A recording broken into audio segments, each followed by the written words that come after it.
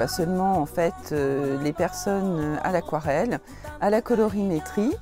Et mon but premier en fait c'est de puiser dans la richesse de la faune et de la flore, par exemple ici dans ma propriété, pour réaliser des aquarelles, donc telles que des aquarelles botaniques, mais pas que.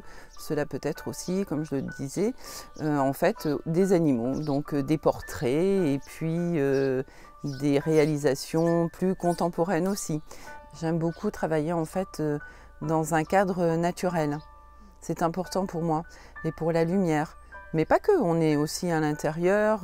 Bon là évidemment avec la chaleur, ce qu'il y a de sympathique, c'est que voilà, on peut trouver, vous voyez derrière le parc, beaucoup d'ombrage. Donc finalement, on peut s'installer sur l'herbe. Et à la limite, l'aquarelle, ce qu'il y a d'agréable finalement dans cet art-là, c'est que l'on peut faire de l'aquarelle sans dessin au préalable.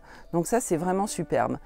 Il va falloir juste en fait gérer les pigments et l'eau. On peut très bien réaliser une fleur sans pratiquer de dessin. Bien évidemment, pour l'architecture, c'est plus compliqué. Voilà. Mais pour se faire plaisir, pour se détendre, une fleur, par exemple dans le jardin, voilà, on peut très bien réaliser une couronne de fleurs avec des lavandes, des roses trémières, d'autres styles de plantes et sans dessin. Donc ça, c'est vraiment intéressant. Je propose des ateliers tous les après-midi de 14 h à 16 h 30. Sur rendez-vous, cela peut être de 16 h 30 pour les personnes qui travaillent à 18 h 30, le samedi matin, donc, mais toujours sur réservation. Peut-être aussi des ateliers en famille.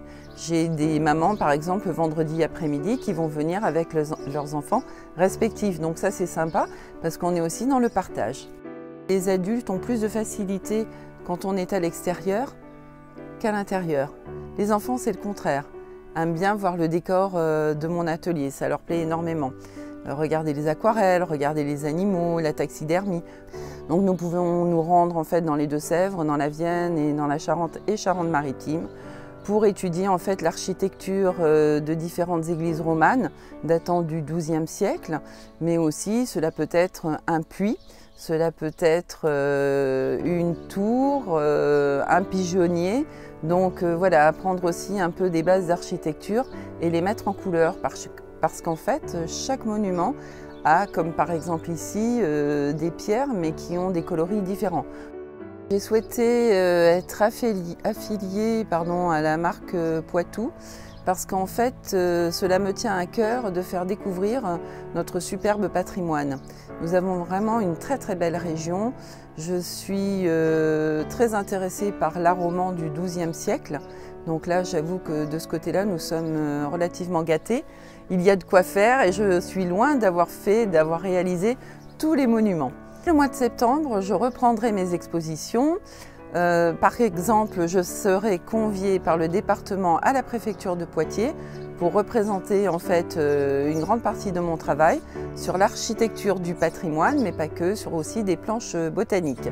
Donc j'en suis ravie et vous pourrez me retrouver aussi au Salon de la Déco à Poitiers et dans d'autres salons d'art de la région.